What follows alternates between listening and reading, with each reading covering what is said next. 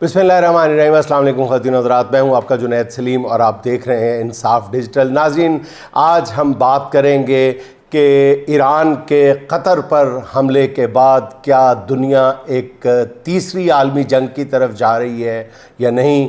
Iran पर अमरीकी हमले क्यों गुनाहे बेलज़्ज़त साबित हो रहे हैं। क्या ट्रंप इसराइल के हाथों ब्लैकमेल हो रहे हैं। अमरीकी हमले के बाद ईरान ने इसराइल के चप्पे चप्पे को निशाने पर ले लिया है। अब आगे क्या होगा।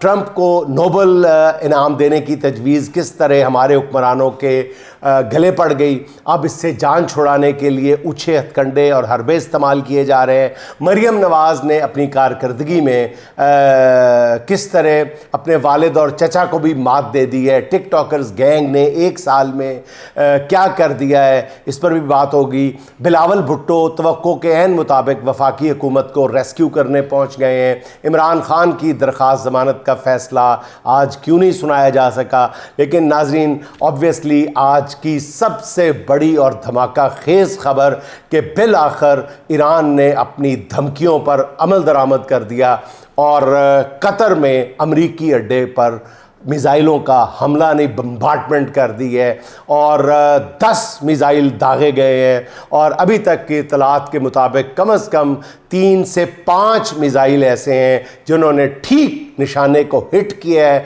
यानी कतर में अमरीकी अड्डों को हिट किया है और ज़बरदस्त तबाही फैलाई है। और अमेरिका की जानिब से भी अब दबे लफ्ज़ों में कुछ ज़राए से ये इस बात की तस्दीक की जा रही है। अब अमेरिका का अगला कदम क्या होगा, ये एक तशवीशनाक अमर है। और नाज़रीन, अब ये बात खुल के कही जा सकती है कि ये जो एक बात थी ये बेवजह नहीं थी। जब पहले दिन इसराइल ने ईरान पर हमला किया था तो जो लोग ये कह रहे थे कि इस हमले के फ़ौरन बाद ही कहना शुरू कर दिया था कि दुनिया तीसरी आलमी जंग की तरफ जाएगी और कोई भी मुल्क कोई भी ताकत जो है वो इस दुनिया को तीसरी आलमी जंग बनने से नहीं रोक सकती। अब इन ख़दशात में हकीकत नज़र आ रही है। ईरान के इस हमले के बाद ये पूरी तरह यकीन के साथ कहा जा सकता है कि अब ये जंग जो है ये इसराइल और ईरान के दरमियान नहीं है। ये बराह रास्त अगर अमेरिका ने हमला किया है तो ईरान ने भी बराह रास्त ही अमेरिका पर जवाबी हमला किया है। और नाज़रीन, सबसे पहले इसके बाद जो ज़िक्र आता है वो यही है कि अमेरिकी हमले का अमेरिका ने ईरान पर हमला करके जो आप सुन चुके होंगे कि उसके 3 एटमी प्लांट्स को निशाना बनाया। अमेरिका के 7 B-52 बम्बार तैयारों के बारे में सुना गया कि उन्होंने 152 तैयारों ने 52 बम्बार 125 तैयारों ने ईरान पर हमला किया। और उसके बाद फिर जो कुछ बनता था वो ईरान ने कर दिखाया है कि ईरान ने ऐसा जवाबी हमला किया है। और नाज़रीन, ये उन तमाम मुल्कों के लिए अलार्म बजा दिया ईरान ने जहाँ जहाँ अमेरिका के अड्डे मौजूद हैं या अमेरिका की हिमायत नज़र आ रही है ईरान पर हमलों के हवाले से। अब देखिए आगे क्या बनता है। आगे आने वाले दिन कोई किसी तौर भी कोई अच्छी खबरें देते हुए नहीं नज़र आ रहे। अमेरिका ने नाज़रीन ईरान पर हमला करके उसके 3 एटमी प्लांट्स, मुबैना तौर पे एटमी प्लांट्स को निशाना बनाया। अमेरिका के 7 B-52 बम्बार तैयारों समेत 125 तैयारों ने ईरान पर हमला किया है और ईरान के 30,000 किलो बारूद वाले 12 बम मुबैना तौर पर 3 एटमी तनसीबात पर गिराए हैं। और इतने बड़े हमले के बावजूद नाज़रीन, हैरत अंगेज़ बात है कि तीनों एटमी तनसीबात को कोई काबिल ज़िक्र नुकसान भी नहीं पहुंचा। और उससे भी ज़्यादा नाज़रीन, सितम ज़रीफ़ी की बात देखें कि आलमी एटमी तवानाई एजेंसी ने तस्दीक कर दी है कि हमले वाले तीनों मकामात में से किसी जगह भी ताबकारी के असरात का पता नहीं चला। ये कैसी यूरेनियम की अफसूदगी थी, ये कैसे एटम बम ईरान बना रहा था कि उस पर इतने भारी बमबारी की गई है और ताबकारी वहाँ से नहीं हुई। यूरेनियम का अता पता ज़रा बराबर भी नहीं यूरेनियम निकला या यूरेनियम की मौजूदगी का या अफसूदगी का पता चला, जिसे कहा जा सकता कि इन प्लांट्स में यूरेनियम के ज़ख़ीरे को कोई नुकसान पहुँचा। अब ईरान का कहना यह है कि उन्होंने मार्च के महीने में ही जो फर्दो एटमी प्लांट है उसे यूरेनियम महफूज जगह पर मुंतकिल कर दिया था। ईरानी ज़राए का ये कहना है कि अमेरिका ने हमले से पहले उन्हें आगाह भी कर दिया था। इससे मुख्तलिफ़ किस्म के अंदाजे लगाए जा रहे हैं। बाज़ तज्ज़ियाकारों का कहना है कि डोनाल्ड ट्रंप यहूदी लॉबी और नेतन्याहू के हाथों ब्लैकमेल हो रहे हैं। अमेरिका का सोशल मीडिया इस हवाले से भरा पड़ा है, जिसमें बताया जा रहा है कि डोनाल्ड ट्रंप जो है वो मुबैना तौर पर जेफरे एप्स्टीन सेक्स स्कैंडल में फंसे हुए हैं और इसके शवाहिद जो हैं वो इसराइल के हाथों लग चुके हैं, जिसकी वजह से वो इसराइल के हाथों ब्लैकमेल हो रहे हैं। अब जेफरे एप्स्टीन जो अपनी मलकियत वाले जजीरे में दुनिया की अहम तरीन शख्सियात को याशी के लिए मदऊ करता है, जिसमें वो नौउम्र लड़कियों को इस्तेमाल करता है। अमरीकी सोशल मीडिया के मुताबिक 1980 से 2004 के दरमियान डोनाल्ड ट्रंप कई बार जेफरे एप्स्टीन के जजीरे पर जाता रहा है और उन्होंने कम से कम 7 बार जेफरी एप्स्टीन के ज़ाती तैयारे में भी सफ़र किया और उसकी तस्वीर सोशल मीडिया पर भरी पड़ी है। और बहरहाल नाज़रीन, वजह कुछ भी हो, डोनाल्ड ट्रंप ईरान पर हमला करके जंगों के ख़िलाफ़ अपने दरीना मौक़िफ़ से बहुत भोंडे अंदाज में हट गए। अलबत्ता ईरान पर हमले के बाद अमेरिका ने ऐलान किया है कि अगर ईरान ने अमेरिका के ख़िलाफ़ जवाबी कार्रवाई ना की तो अमेरिका उस पर मज़ीद हमले नहीं करेगा। ईरान ने कहा है कि वो अमेरिका के ख़िलाफ़ भी जवाबी कार्रवाई का हक़ रखता है। ये कहा था, अलबत्ता वक्त और हमले की जगह का इंतखाब वो ख़ुद करेगा। और इसके बाद अमरीकी हमले के चंद घंटे बाद ही ईरान ने पूरी ताकत से इसराइल पर जवाबी हमला किया। ये अब तक का सबसे बड़ा ईरानी हमला कहा जा रहा है, जिसमें खैबर शिकन मिसाइल का इस्तेमाल किया गया है और इस हमले ने तेल अवीव में कई इमारतों को मुकम्मल तौर पर तबाह कर दिया है। इब्तदाई इतलात ये कह रही हैं कि इस हमले में 24 इसराइली मारे गए, जबकि ज़ख्मियों की तादाद जो है वो सैकड़ों में बताई जा रही है। ईरान का कहना ये है कि अब वो जो हमले करेगा उसे बर्दाश्त करना इसराइल के लिए नामुमकिन होगा। और ईरान की पार्लियामेंट में ये भी एक बड़ी डेवलपमेंट है कि ईरानी पार्लियामेंट ने आबनाए हुर्मुज़ को बंद करने की मंजूरी दे दी है। नाज़रीन, ये बहुत ही अहम समंदरी गुज़रगाह है, इसके बारे में तफसीलन आपको गोशगुजार कर चुका हूँ मैं। आबनाए हुर्मुज़ से नाज़रीन रोज़ाना दुनिया की ज़रूरत का 20% तेल जो है और 30% गैस यहाँ से उसकी तरसील होती है। एक अंदाजे के मुताबिक आबनाए हुर्मुज़ से रोज़ाना तेल के 75 से 90 तेल के बड़े जहाज़ गुज़रते हैं। उनमें ज़्यादातर जो हैं वो जहाज़ जो हैं वो चीन, जापान, कोरिया और पाकिस्तान और हिंदुस्तान के लिए तेल लेकर जाते हैं। इसलिए आबनाए हुर्मुज़ को बंद करने से, मुकम्मल तौर पर बंद करने से इन्हीं मुल्कों को ज़्यादा तकलीफ़ होगी। इसलिए मेरी ज़ाती राय यही है कि शायद ईरान आबनाए हुर्मुज़ को मुकम्मल तौर पर बंद ना करे। अलबत्ता ये मुमकिन है कि ईरान अपने हामी हूसियों के ज़रिए आबनाए हुर्मुज़ में मखसूस अहदाफ को निशाना बनाए। अच्छा नाज़रीन, आज इसराइल ने भी ईरान पर नए और पूरी ताकत से हमले किए। इसराइल ने पासदाराना इनकलाब के हेडक्वार्टर यूनिवर्सिटी और एक ईरानी जेल को निशाना बनाया, जिसके बारे में कहा जाता है कि जिस जेल में उन्होंने अपने बागी या गद्दार बंद किए होते और उनको गालिबन 1-2 दिन के अंदर ही फांसी दिए जाना था या उनसे कोई राज उगलवाए जा रहे थे। इसलिए उस जेल के फाटक पर या जेल के अंदर मिसाइल का हमला किया गया। अब पासदाराना इनकलाब के हेडक्वार्टर पर हमले में कहा जा रहा है कि बहुत ज़्यादा जानी नुकसान है। नेतन्याहू ने ऐलान किया है कि वो ईरान के ख़िलाफ़ जंग को तूल नहीं देगा। ये नहीं कह रहा कि वो जंग मतलब अमन की तरफ आएगा, वो कहता है कि जल्दी हम कहानी ख़त्म कर देंगे। उसका मतलब ये है, वही गरूर तकब्बर में डूबा हुआ नेतन्याहू।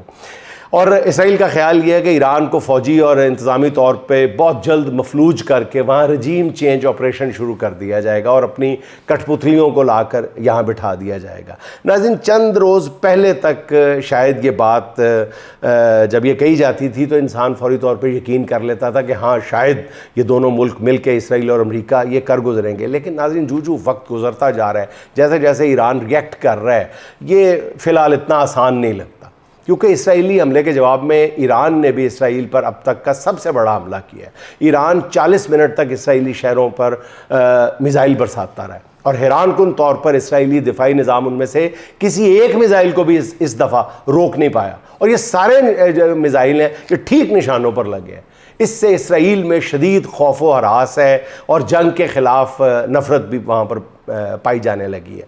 हज़ारों यहूदी जो हैं वो इसराइल से निकलने की कोशिश में पैदल ही मिस्र की जो सरहद है उसकी जानिब चल पड़े हैं।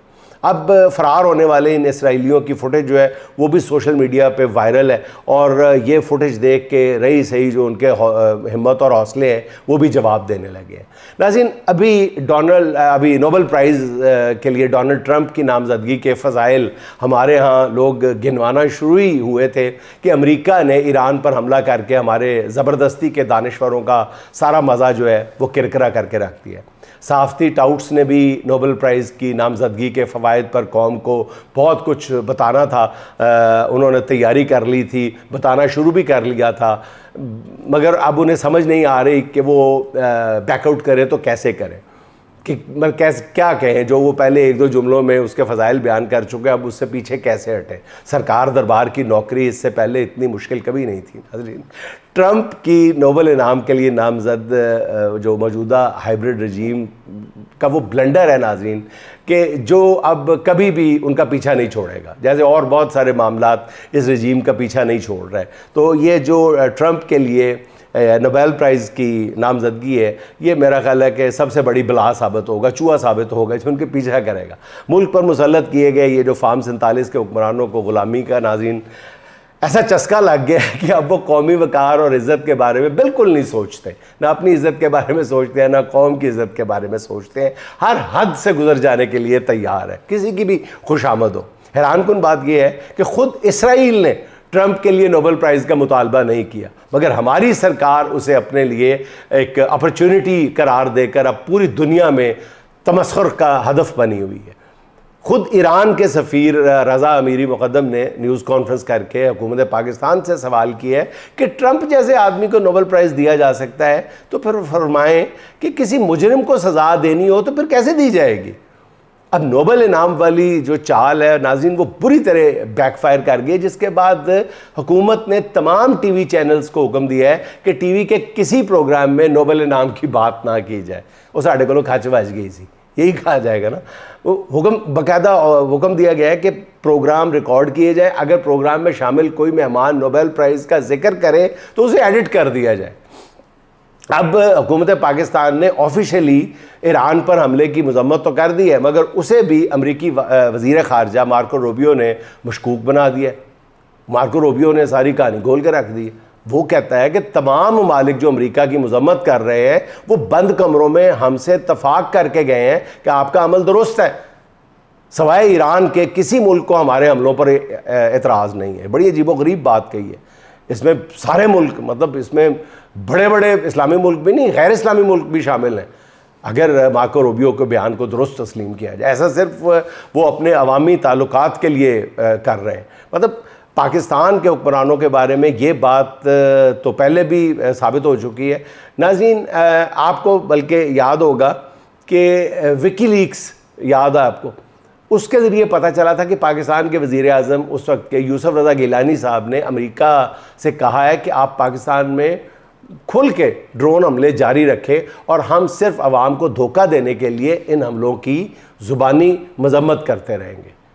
ये विकीलीक्स में आ चुका है, जो ऑफिशियल रिकॉर्ड था अमेरिका का, ये उसमें कहा गया था। अपनी तरफ से कोई बात बना के या कोई ख़बर को बुनियाद बना के मैं नहीं कह रहा, ये विकीलीक्स से। आज कौमी सलामती कमेटी के होने वाले इजलास में भी ईरान की 3 एटमी तनसीबात पर हमले पर गहरी तशवीश का इज़हार तो किया गया, मगर ये हमला किसने किया उसका नाम भी लेना मुनासिब नहीं समझा गया, ना ही कोई मजम्मत की गई। खारजा मामलात में हमारे हुक्मरानों ने मुनाफ़क़त की जो राह दहाइयों पहले अपनाई थी, उसमें इमरान खान के 3.5 साला दौर के अलावा पूरी तरह अमल जारी है। वैसे तो नाज़रीन, इस हाइब्रिड रजीम का वजूद ही उसके लिए कलंक बन चुका है, मगर इस रजीम की सबसे बड़ी बदकिस्मती ये है कि जब भी ये समझते हैं कि उन्होंने इमरान खान का बंदोबस्त कर लिया है और अब वो इर्रेलेवेंट हो गया है, कुदरत ऐसे हालात अचानक बना देती है कि पाकिस्तान ही नहीं, कम अज़ कम मुस्लिम दुनिया में इमरान खान सबसे ज़्यादा रेलेवेंट शख्स बन के उभरता है।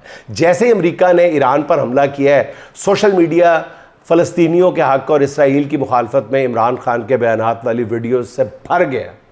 ख़ास तौर पे जिस इंटरव्यू में इमरान खान ने अमेरिका को पाकिस्तानी अड्डे देने के सवाल पर एब्सोल्युटली नॉट कहा था। शायद उस वक्त दुनिया को इमरान खान की बहादुरी का पूरी तरह इदराक नहीं था, मगर अमेरिका ने जिस तरह मुबैना तौर पर मुख्तलिफ मुल्कों की फ़िज़ाई हदूद इस्तेमाल करके ईरान पर हमला किया है, उसके बाद मुस्लिम दुनिया को अंदाज़ा हुआ कि अमेरिका को एब्सोल्युटली नॉट कहने का हौसला सिर्फ शौकत खानम के बेटे में ही था। अब मुस्लिम दुनिया में कितने कितने बड़े नाम हैं, तैयब अर्दवान है, मोहम्मद बिन सलमान है, मगर सारे हुक्मरान जो हैं वो ज़बानी जमा खर्च से आगे नहीं बढ़ रहे।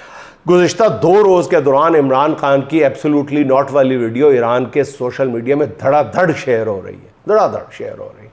अच्छा नाज़रीन, जब मरियम नवाज़ को पंजाब पर मुसल्लत किया गया था तो वज़ीर आला बनने के बाद उन्होंने पहली तकरीर में ही कहा था कि करप्शन मेरी रेड लाइन है, मगर साल 2024 और 25 की ऑडिट रिपोर्ट सामने आई है तो पता चला है कि रेड लाइन असल में उनकी ग्रीन लाइन थी। ऑडिटर जनरल की रिपोर्ट के मुताबिक सिर्फ 1 साल में पंजाब हुकूमत की 10 खरब रुपए के फ्रॉड, गलत अदायगियों, माली बदइंतज़ामी और सरकारी फ़ंड के गलत इस्तेमाल की निशानदेही हुई है, जिससे पता ये चलता है कि मरियम नवाज़ हुकूमत का सिर्फ मैंडेट ही जाली नहीं है, बल्कि उनकी हुकूमत नाअहली और करप्शन का भी बदतरीन नमूना साबित हुई है। सिर्फ 1 साल के दौरान मैडम वज़ीर आला की हुकूमत ने ऐसे कारनामे सर अंजाम दिए हैं कि उनके सामने उनके वालिद और चचा की हुकूमतें भी जो है वो फरिश्ता सिफ्त हुकूमतें लग रही हैं। ऑडिटर जनरल की रिपोर्ट के मुताबिक देखा जाए तो पंजाब हुकूमत ने 20 करोड़ रुपए रोज़ाना के हिसाब से माली बेज़ाब्तगियाँ की हैं। ये एजाज़ पाकिस्तान तो क्या पूरे जनूबी एशिया में शायद ही किसी सूबाई हुकूमत के हिस्से में आया हो। अच्छा नाज़रीन, 9 मई के 8 मुकदमात में इमरान खान की दरख्वास्त ज़मानत पर फ़ैसला आज भी नहीं सुनाया जा सका। 2 रुकनी बेंच ने आज समाअत के दौरान फ़ैसला महफूज किया और कहा कि 3 बजे फ़ैसला सुना दिया जाएगा। लाहौर हाई कोर्ट में फ़ैसला सुनने के लिए तहरीक इंसाफ के कारकुनों और रहनुमाओं की बड़ी तादाद मौजूद थी, बहुत बड़ी तादाद, पूरा एक जलसा बन गया था, पूरा एक जलसा बन गया था। और जिसके बाद आलिया हमज़ा साहबा का ये बयान भी आया कि हम जहाँ खड़े हो जाएंगे वहीं पे जलसा हो जाएगा। तो कहते थे ना कि जहाँ से हम खड़े होते हैं वहीं से कतार शुरू होती है। तो आलिया हमज़ा ने कहा था कि जहाँ आज कहा है, इतनी बड़ी तादाद कारकुनों की देख के कहा है कि जहाँ हम खड़े हो जाते हैं वहाँ पर जलसा हो जाता है। अच्छा, फिर हुआ क्या, 5:30 बजे के करीब अदालती अमले ने बताया कि जी फ़ैसला अब कल सुनाया जाएगा। इस पर कारकुनों में ज़ाहिर है बहुत ज़्यादा मायूसी और बददिली पैदा हुई। फ़ैसला ना सुनाए जाने पर सोशल मीडिया पर तरह तरह की क्यासाराइयाँ हो रही हैं। कराइन बता रहे हैं कि आज फ़ैसला सुनाया ही नहीं जाना था। ये तो इमरान खान के वकील जो बैरिस्टर सलमान सफदर ने आखिरी वक्त पर क्या खूबसूरत और ज़बरदस्त कार्ड खेला है। बिल्कुल अदालत को कहना चाहिए, बल्कि अदालती निज़ाम को बिल्कुल बांध के रख दिया, उन करो जो करना है। किया क्या, ये तो इमरान मतलब उन्होंने आखिरी वक्त में इस केस में मियां महमूदुर रशीद की दरख्वास्त ज़मानत वापस ले ली, वरना अदालत की तरफ से आज फिर तारीख दिए जाने का इम्कान था। और जजेस यही ज़हन बना कर आए थे कि पहले मियां महमूदुर रशीद की दरख्वास्त ज़मानत पर दोनों तरफ के दलाइल सुनेंगे, जिस पर मज़ीद 1 महीना 2 महीने लग जाएंगे। बैरिस्टर सलमान सफदर ने बिल्कुल एट 11th आवर इंतहाई हाजिर दिमागी से काम लेते हुए ये सरकार की चाल नाकाम बना दी। उसके बाद जजेस के पास इमरान खान की ज़मानत पर फैसले के अलावा कोई चारा नहीं रहा। मगर दूसरी तरफ आज सुप्रीम कोर्ट लाहौर रजिस्ट्री में भी मुकदमात की समाअत थी, जिसे ख़ुद चीफ जस्टिस याहिया आफरीदी साहब सुन रहे थे।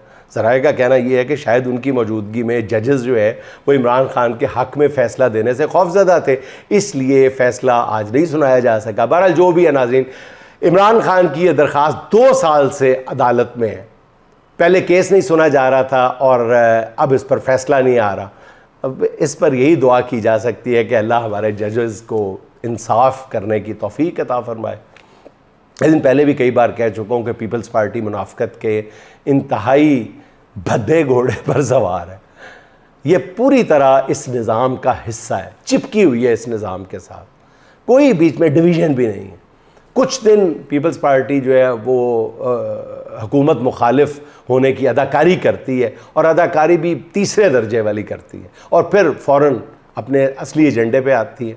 मैंने कुछ दिन पहले ही कहा था कि नाज़रीन कुछ भी हो जाए, सवाल ही पैदा नहीं होता कि पीपल्स पार्टी बजट की मुखालफत करे। बजट पेश हुआ तो पीपल्स पार्टी के अरकान असम्बली ने आसमान सर पे उठा लिया। कहा गया कि इस बजट से, जब पेश हुआ था तो इस बजट से गरीब आदमी के घर का चूल्हा बुझ जाएगा, किसान के लिए तो ये मौत का पैगाम है, सरकारी मुलाजमीन को इस बजट में कुंद छुरी से ज़िबा कर दिया गया है।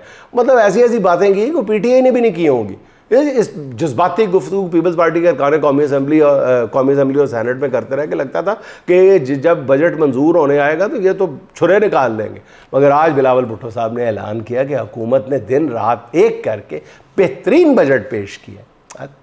बिलावल की, इसीलिए हम बिलावल को नहीं फेवर करते, कमाल बंदा है वैसे, इतनी उम्र में इतना कुछ सीख गया।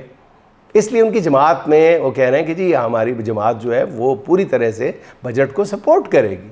पीपल्स पार्टी के को जो अरकान जो गला, ये सारे वही है ना, गला फाड़ फाड़ के बजट के खिलाफ तकरीरें करते रहे, रिकॉर्ड पे मौजूद हैं, क्योंकि अपने कमरे में ड्राइंग रूम में बैठ के नहीं गुफ्तगू की हुई, रिकॉर्ड का हिस्सा है सारे अरकान ने। और अब वही बजट जो है गंदगी से भरा हुआ, हकूक पे डाका डालने वाला बजट, अचानक जो है वो अवाम दोस्त बजट हो गया। वो खुदा दा खौफ करो यार, थोड़ा ज्यादा एहसास करो। वो कैमरे लगे ने, हर चीज़ रिकॉर्ड हो रही है, आपके अल्फाज, आपके बयानात अब आपका बहुत बुरी तरह पीछा करते हैं। अब बिलावल के इस बयान पर काफ़ी देर डेस्क बजते रहे और पीपल्स पार्टी ने भी फैसला कर लिया कि अब सियासत सिर्फ, लगता ही है कि, लगता क्या वाज़ेह है कि सियासत सिर्फ और सिर्फ जो है वो मुनाफकत के दम पर ही होगी। आज तो बिलावल पूरी तरह अपने मास्टर्स की ज़बान बोल रहे थे। उनका कहना यह था कि तहरीक इंसाफ अपनी पॉलिसी में तब्दीली लाए, हर बात में कैदी की रिहाई का मुतालबा ना करें। बिलावल साहब, आपके नाना जब कैद में थे उस वक्त भी तहरीकें चली थी, आगे लगी थी बड़ी, भूल गए आप? क्या कुछ नहीं हुआ था, तैयारे तक अगवा कर लिए गए थे। आप कह रहे हैं कि कैदी की रिहाई का मुतालबा ना करें। आपके नाना के पास तो इतना बड़ा मैंडेट भी नहीं था।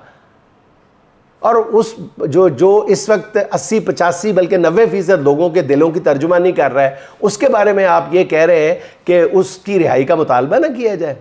क्योंकि बिलावल ने कहा कि जी पीटीआई वाले, सिर्फ पीटीआई वाले कैदी की रिहाई चाहते हैं, और यही तो मसला है।